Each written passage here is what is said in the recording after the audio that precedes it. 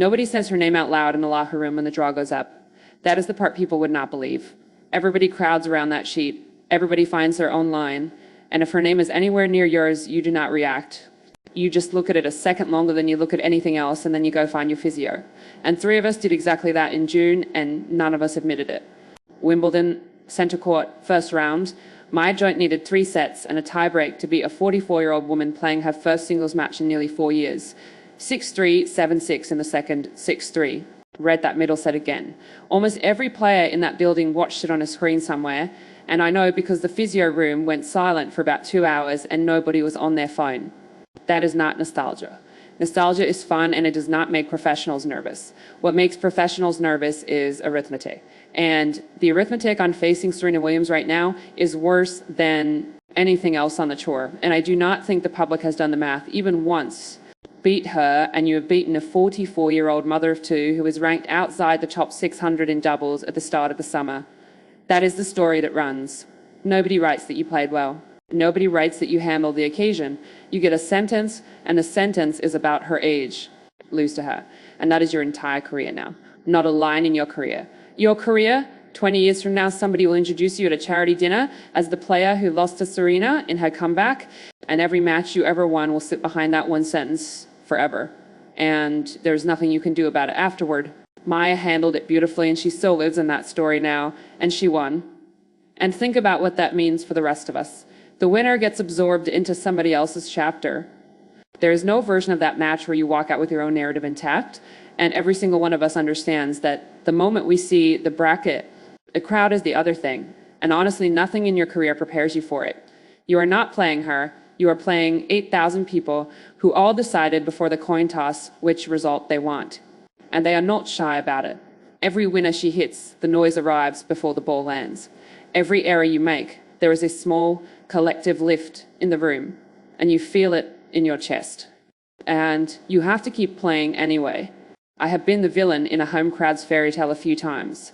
Beating somebody's favourite in their own city, hearing polite applause at your own winners, and a roar for your double faults.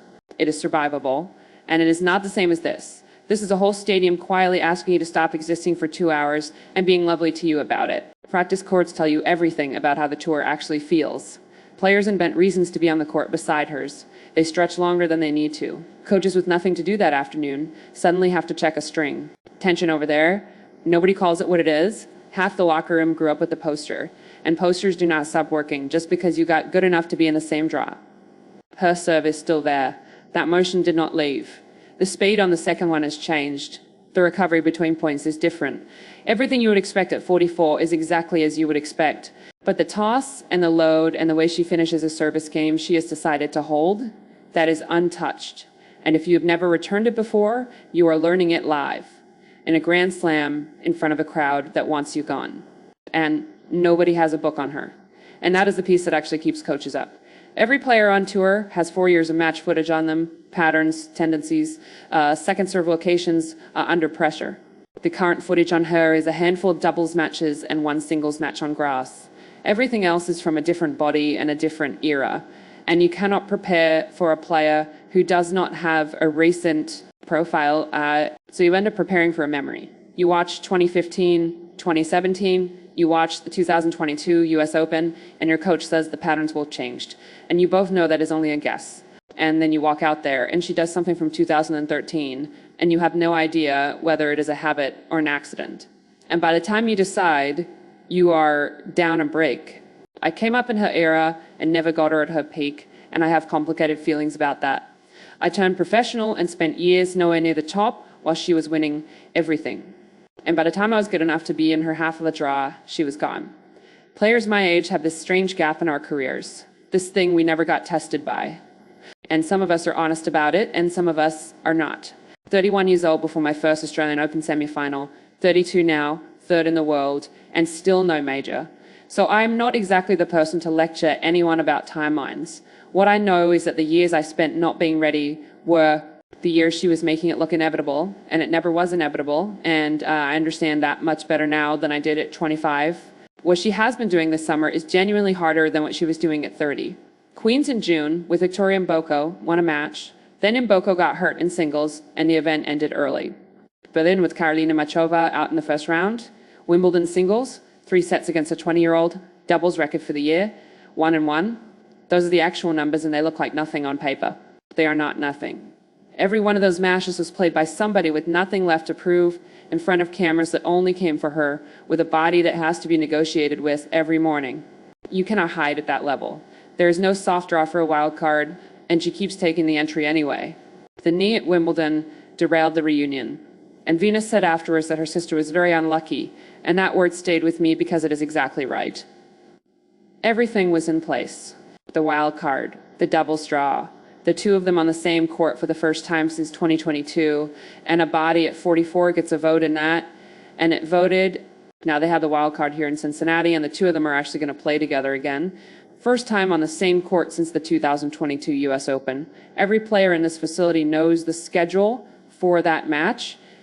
Everyone has already worked out whether their own match will be before it or after it, because the whole day arranges itself around them, and nobody has to announce that it will. That is what people miss when they look at a ranking. 609th in doubles, 1-1 for the year. Those numbers describe a player who should not affect anybody's week, and she affects every part of it. Court assignments, television slots, warm-up times, the practice schedule, who gets the good hitting hour in the morning, all of it bends, which is why nobody wants the match. Not fear of losing, fear of the whole apparatus that comes with it, the press conference. Either way, the questions that have nothing to do with tennis, the 2 weeks afterward, where every interview begins with her name and not yours. You lose a piece of your own season to that match, regardless of the result. And there's a smaller, uglier version of it that nobody admits. Some players do not want to be the one who confirms she cannot do it anymore. There is a genuine reluctance to be the instrument of that. You spend your whole childhood watching somebody make the impossible look routine, and then you are asked to be the person who proves the clock won on television. In front of her daughters sitting in the box. Her kids were in that box at Wimbledon, 8 years old and 2 years old, watching their mother lose a 3-setter on centre court and get an ovation for it. She said afterward how grateful she was that they got to see it is never too late to chase something you love. That is the sentence that went around the locker room, not the scoreline. And I have thought about it more than I expected. Because the rest of us are terrified of exactly the things she is doing on purpose. We are all quietly petrified of the year when the level drops and everybody watches. We build our whole identities around avoiding that year. She walked straight into it, chose the biggest stage available, and treated the risk of looking ordinary as an acceptable price. Nobody on this tour is doing anything that brave. The 20 and 21-year-olds have a different relationship to it, and it is fascinating to watch. They are respectful in a way that is almost formal. They grew up with her as a fixed object in the world, like a mountain, and now the mountain is in the locker room asking about the gym schedule. Some of them cannot look at her directly. One of them told me she practiced a sentence before saying hello. What she still has that cannot be taught is the knowledge of how to lose and come back. Every one of us in the top 10 is carrying a loss we have not processed. She has processed more disaster than any of us will ever face in return from all of it. And that shows up in her body language at Love 30 in a way that has nothing to do with speed. She does not panic. Panic is what actually beats players at this level, and she is playing free, which is the most dangerous state in tennis and the hardest one to reach. No ranking to protect, no points to defend. No sponsor expecting a semifinal. Everything she hits is a decision made without arithmetic, and the rest of us are out there calculating on every ball. Somebody with nothing to lose against somebody with a season to protect is not the mismatch the numbers suggest. My own year has been long and it has been strange. A final in Washington a couple of weeks ago that got away from me in the third, and it stayed with me on the flight, the way those do. And then I get here, and there is this 44-year-old woman doing rehab work at 7 in the morning with no ranking to protect, and it recalibrates your complaints very quickly. Rankings do not measure what she is. They were never built to. A ranking measures the last 52 weeks, and she is the only player on tour whose value is not contained in 52 weeks. She sells out sessions. She makes broadcasters change their schedules. She is the reason half the players in that locker room picked up a racket at all, and none of that appears next to her name on a draw sheet.